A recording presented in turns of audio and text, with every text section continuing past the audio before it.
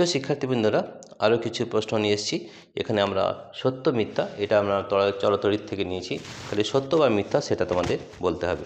তাহলে দেখো, প্রশ্ন নম্বর 1। ধাতব পরিবাহীতে মুক্ত ইলেকট্রনগুলির প্রবাহ হয় তড়িৎ প্রবাহের অভিমুখে। এটা কিন্তু মিথ্যা, কারণ তড়িৎ প্রবাহের বিপরীতে কিন্তু ইলেকট্রনগুলি প্রবাহিত হয়, এটা আমরা জানি।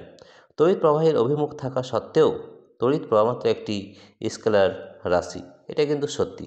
কারণ তড়িৎ প্রবাহের অভিমুখ আছে এবং তার মানও আছে, তবু কিন্তু এটা একটা স্কেলার রাশি, এটা কিন্তু ঠিক। দুই বিন্দুর মধ্যে বিভব প্রবাহে তাদের সংযোগকারী পথের ওপর নির্ভর করে না। ঠিক আছে, দুই বিন্দুর মধ্যে বিভব প্রবাহে তাদের সংযোগকারী পথের ওপর নির্ভর করে না, এটা কিন্তু সত্য। 1 EME আধান = 15 কুলম্ব আধান, এটা কিন্তু মিথ্যা। কোনো আহিত বস্তুর আধান Q 9/5e হতে পারে। কোনো আহিত 9/5e হতে পারে না, এটা হতে পারে না, কারণ ই এর পূর্ণ গুণিতক হয়। আমাদের ই মানে হচ্ছে যে আমাদের ইলেকট্রনের আধান কত হয়, -1.6 × 10⁻19 কুলম্ব, তার গুণিতক হবে অবশ্যই। ওয়াট পার অ্যাম্পিয়ার একটি তড়িৎ বিভবের একক হতে পারে, এটা কিন্তু সত্য।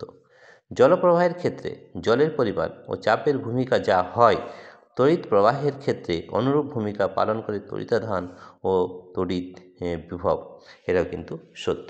তো দেখো, এ ধরনের প্রশ্ন পেতে হলে আমাদের অ্যাপ ডাউনলোড করতে হবে, যেটা আমাদের অ্যাপের নাম হচ্ছে পাই এডুকেশন।